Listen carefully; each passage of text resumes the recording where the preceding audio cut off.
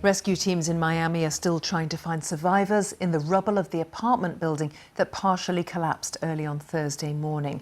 These are live pictures from the scene. 4 people have now been confirmed dead. 159 people are still unaccounted for. Meanwhile, President Joe Biden has approved an emergency declaration for the state of Florida, freeing up more financial support for the relief effort. Here's Daniela Levine-Carver. She is the mayor of Miami-Dade County, talking just a short time ago. We will continue search and rescue because we still have hope that we will find people alive. That is exactly why we're continuing, and that is why we're using our dogs and our sonar and our cameras, everything possible to seek places where there may still be people to be found.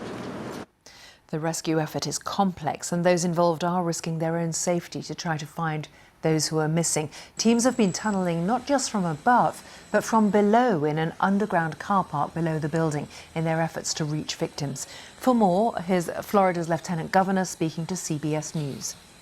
Urban Search and Rescue, their teams are working around the clock. They have been doing that obviously since right after the situation occurred.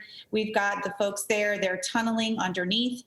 They have quite a few individuals, all hands on deck approach. We've got local government, state government, federal government, everyone's involved. But it really is tragic when you're on the scene.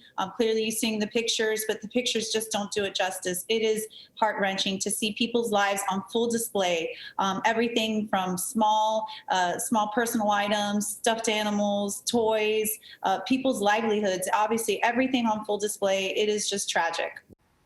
And this is obviously a very tense time for the relatives of those who are still missing.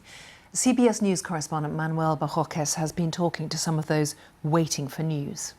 We met the family, the Spiegel family, a 65-year-old woman, Judy Spiegel, who was in that building. We met her children here, and they just said they're not willing to give up hope at this point, that they still believe there could be a miracle beneath that rubble, that possibly those air pockets that were created when the building collapsed could still be housing survivors. And they were hopeful yesterday when rescuers said that they were hearing sounds that appeared to be banging beneath the rubble, but unfortunately they had not heard any voices.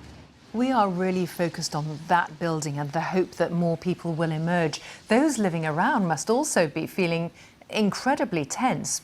It's such an unexplained, sudden tragedy. Absolutely, and of course the loss of life is the greatest tragedy here. But you also have people who lived in that building who may have not been home, and they've lost their homes at this point. There has been an outpouring of support for this community, not only here at the center where the family members have gathered. There have been donations coming through, but there have been websites set up, of course, to try to raise funds for some of the folks who lived in that building, because on top of potentially losing a loved one or a friend, they've also lost all their belongings. We'll keep you up to date on the very latest on that story.